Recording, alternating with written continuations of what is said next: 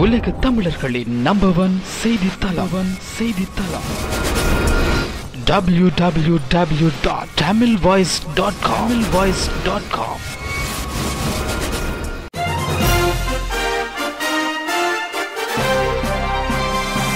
எட்டு திக்கு செய்திகளையும் ஒரே பார்வையில் தரும் தமிழ் பொய் செய்திகள்.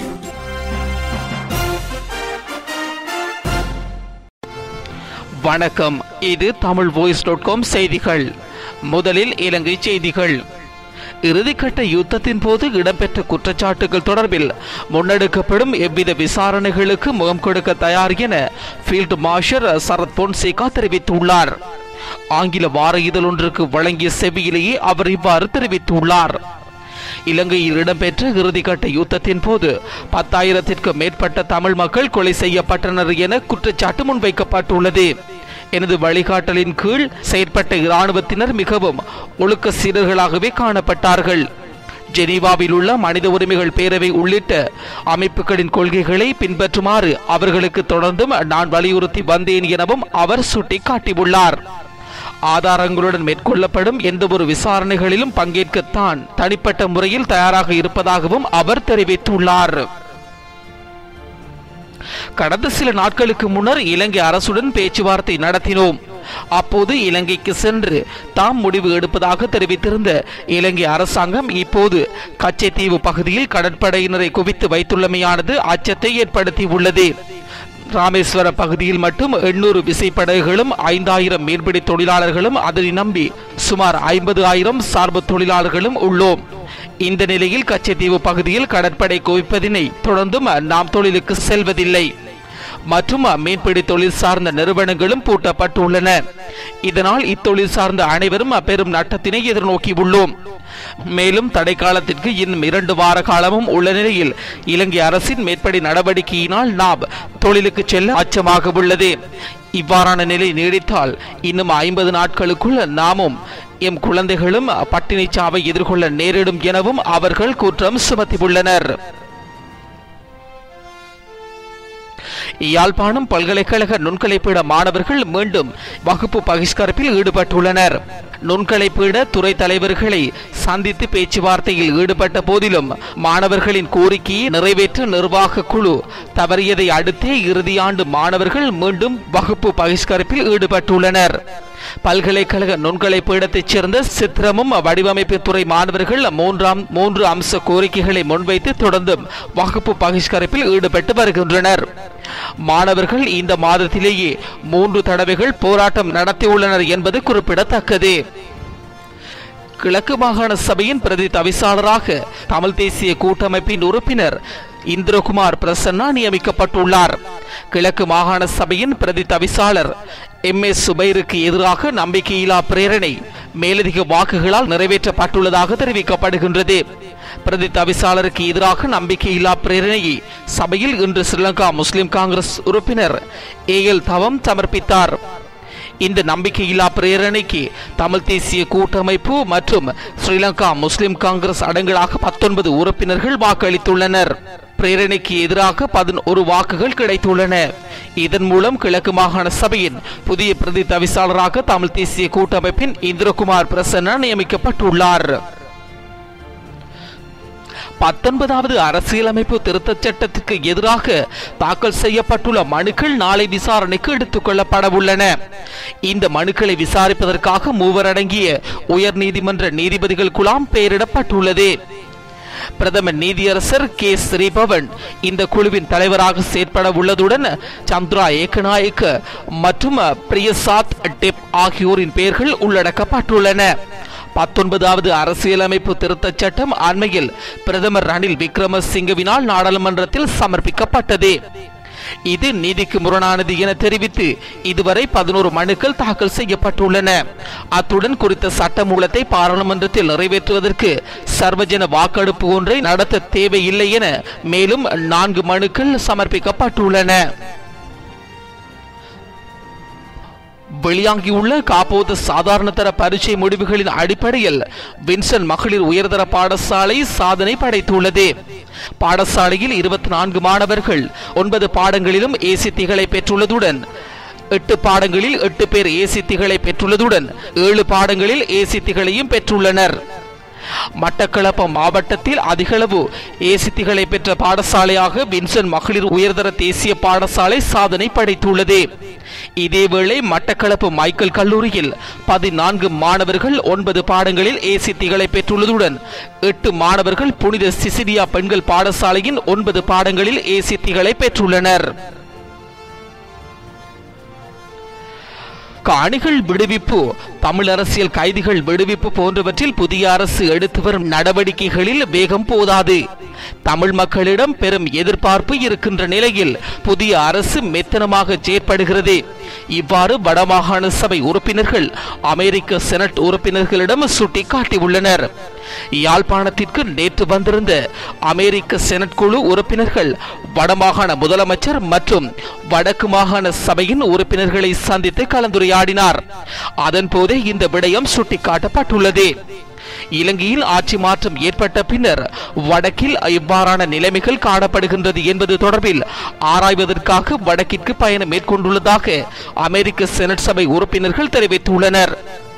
இந்த சந்திப்பில் கலந்து கொண்ட வடமாகாண சபை உறுப்பினர்கள் பிரதானமாக 2 விடயங்களை சுட்டிக்காட்டினர். காணி மற்றும் தமிழ் அரசியல் கைதிகளின் விடுதலை தொடர்பிலேயே அதிகம் கலந்துரையாடி உள்ளனர். புதிய அரசு பதவியேற்ற பின்னர் காணிகள் விடுவிப்பதாக கூறப்படுகின்றது. சில காணிகள் விடுவிக்கப்பட்டுள்ளன. ஆனாலும் அந்த நடவடிக்கைகள் வேகம் போதாது. மக்களின் காணிகளை உடனடியாக விடுவிப்பதற்குரிய வாய்ப்புகள் காணப்படுகின்றன. ஆனால் அதனை அரசு செய்யவில்லை என்றும் குற்றம் சுமத்தப்பட்டுள்ளது. தாயகம், தேசியம், சுய நிர்ணயம் என்ற கோட்பாடுகளில் மிக தெளிவாக அந்த இலக்கை நோக்கி நகர்கின்ற ஒரு மையமாகவே மாகாண சபையை முன்னெடுக்கின்றோம் என அவைத் தலைவர் CVK சிவஞானம் தெரிவித்துள்ளார். அண்மையில் நல்லூர் சங்கிலியன் மன்ற கட்டட தொகுதி திறப்பு விழாவில் பிரதம விருந்தினராக கலந்து கொண்டு உரையாற்றும் போதே மேற்கண்டவாறு அவர் தெரிவித்துள்ளார். எங்களுடைய மண் இது வரலாற்று மண். ஈழத்தமிழர் வரலாற்றில் யாழ்ப்பாண ராஜ்யம் பெருமையுடையதாக பேசப்படுகின்றது, என்றும் பேசப்படுகின்றது. யாழ்ப்பாண ராஜ்யத்தின் மையமாக, ஆட்சி நிலமாக, அரண்மனை நிலமாக சங்கிலியன் தோப்பு விளங்குகின்றது. அந்த பகுதியில் வாழ்கின்றவன் என்பதால் நான் பெருமை அடைகின்றேன். இந்த நிகழ்வு அந்த சங்கிலியன் தோப்பில் இருந்து ஆரம்பித்துள்ளது என்பதையிட்டு நான் மகிழ்வடைகின்றேன் எனவும் அவர் தெரிவித்திருந்தார்.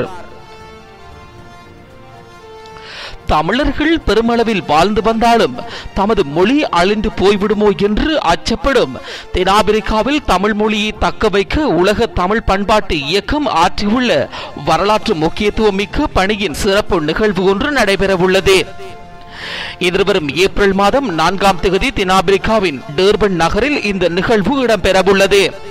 உலக தமிழர் பண்பாட்டு இயக்கமானது இந்தியாவில் உள்ள முதன்மையான பல்கலைக்கழகங்களில் ஒன்றான SRM பல்கலைக்கழகத்தோடு ஒப்பந்தம் செய்து கொண்டது.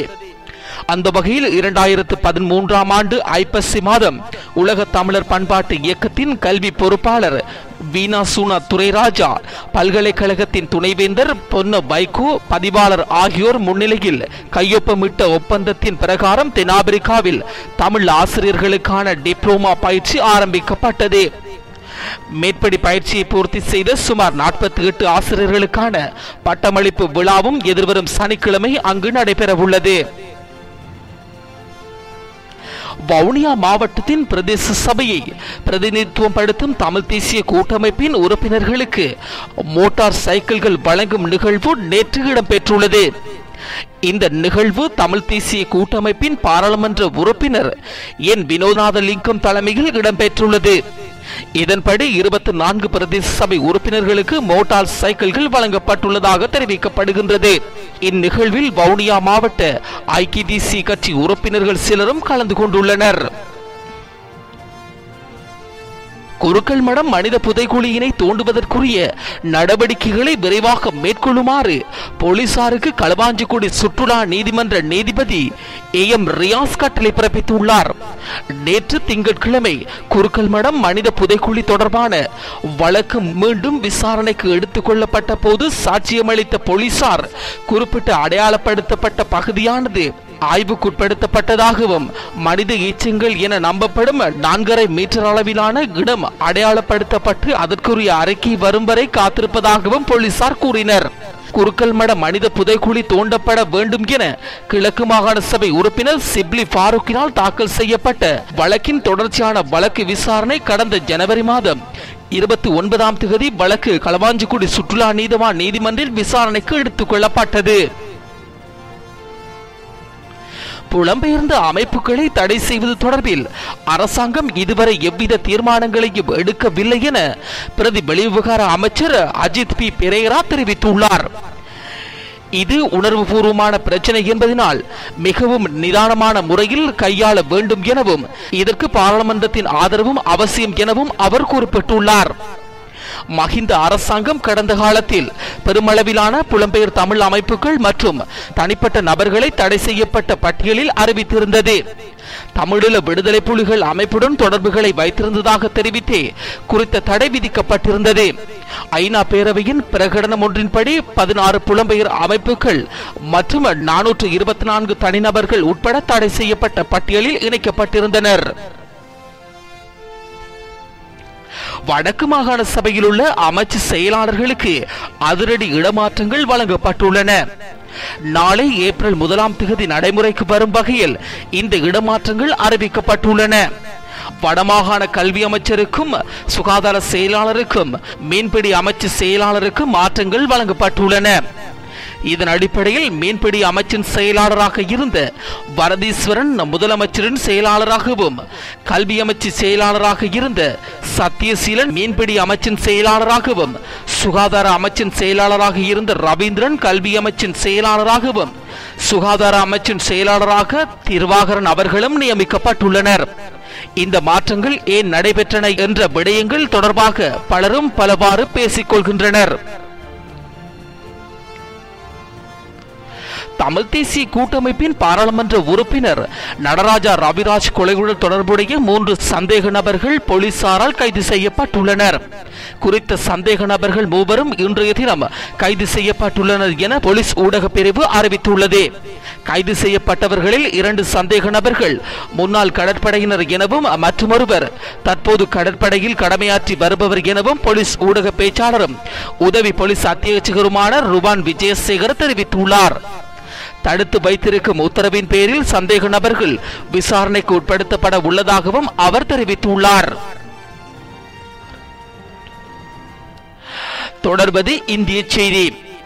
ஜம்மு காஷ்மீரில் வெள்ள நீர் படிப்படியாக படிந்து வருவதால் மாநிலத்தின் இயல்பு நிலை திரும்பி வருகின்றது. இதனிடையே வெள்ளத்தில் சிக்கி உயிரிழந்தவர்களின் எண்ணிக்கை 16ஆக உயர்வடைந்துள்ளதாக இந்திய தகவல்கள் தெரிவிக்கின்றன. தொடர்வது வெளிநாட்டு செய்தி.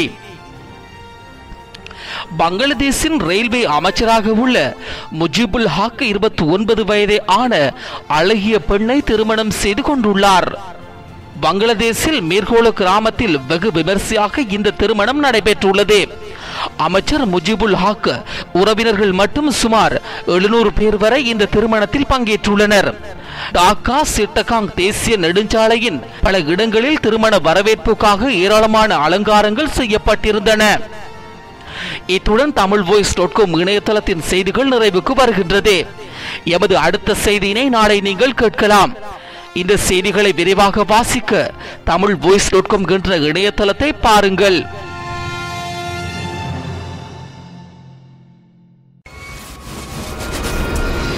உலக தமிழர்களின் நம்பர் 1 செய்தித்தளம் www.tamilvoice.com